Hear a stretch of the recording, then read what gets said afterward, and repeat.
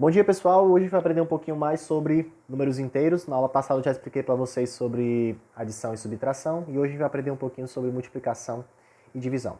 Para quem não lembra, números inteiros são os números positivos e números negativos, certo?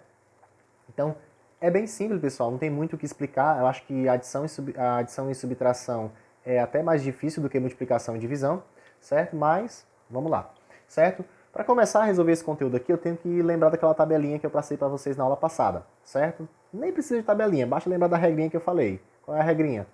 Sinais iguais, mais, sinais diferentes, menos. Tá ok? Então, vai ser basicamente isso. Eu vou fazer isso aqui o tempo todo. Sinais iguais, mais, sinais diferentes, menos. Então, para começar, eu já vou fazer aqui a comparação. Ó. Preparei aqui 3 exemplos para vocês e já vou fazer aqui a comparação ó, dos sinais utilizando a regrinha que eu já falei. Então, mais e mais, sinais iguais, ou seja, mais, certo? E aí, faz a multiplicação normalmente. 5 vezes 3, quanto que é? 15. Olha aí, coisa simples, não tem nem o que fazer, né?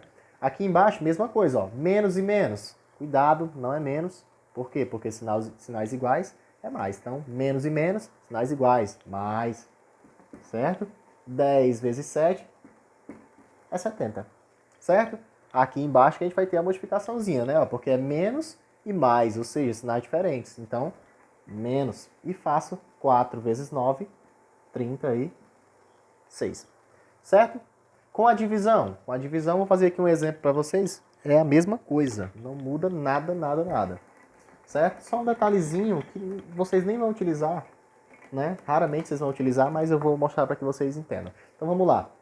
E se fosse divisão, colocaria aqui mais, fazer o inverso do que a gente acabou de fazer, né? Dividido para mais 3.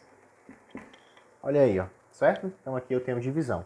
Eu tenho mais 15 dividido para mais 3. Sinais iguais, mais 15 dividido para 3, 5. Ok? Mais um exemplo, né? Fazer aqui um exemplo um pouquinho mais... já sei. 21 menos 7. Novamente a mesma coisa. Menos e menos, sinais iguais. Sinais iguais, mais. Aí faz. 21 dividido para 7, 3. Certo? Se forem diferentes, vou aproveitar aqui o mesmo exemplo, né? Ó, mais e menos, aí nesse caso, alteraria o resultado, e aí seria menos 3 o resultado. Certo? O que eu quero mostrar para vocês aqui, pessoal, é o seguinte, ó. Aqui tem 2 pontinhos, não sei se dá para enxergar aí na câmera. Certo? Mas vamos lá. O que eu quero mostrar para vocês aqui? É quando os números não podem ser divididos, certo? Aí você pode utilizar um macetezinho. Raramente você vai utilizar isso, mas caso precise utilizar, certo? Vou explicar para vocês aqui. Por exemplo, vamos supor que eu tenho que fazer aqui mais 10 dividido para mais 3. Menos 3, vai. Menos 3. Mais 10 dividido para menos 3, certo? Dá para dividir mais 10 para menos 3?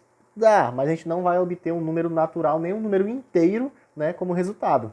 Então, o que vai acontecer? Para ficar mais fácil de representar o resultado dessa divisão, certo? Eu vou transformar essa divisão aqui numa fração.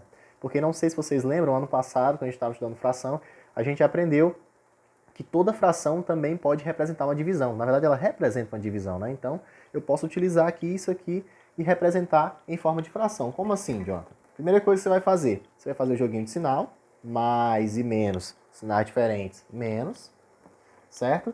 E ao invés de dividir isso aqui, porque não dá para dividir de maneira que eu obtenha um resultado inteiro, eu vou apenas representar em forma de fração. Como que fica? Fica 10 dividido por 3, ou seja, o resultado de mais 10 dividido por menos 3 é menos 10 terços, certo? Uma maneira mais fácil de você representar esse número, vai ficar mais compacto e vai, né, eliminar essa divisão, certo assim? Então é isso, beijo no coração, abraço, fiquem com Deus e até a próxima.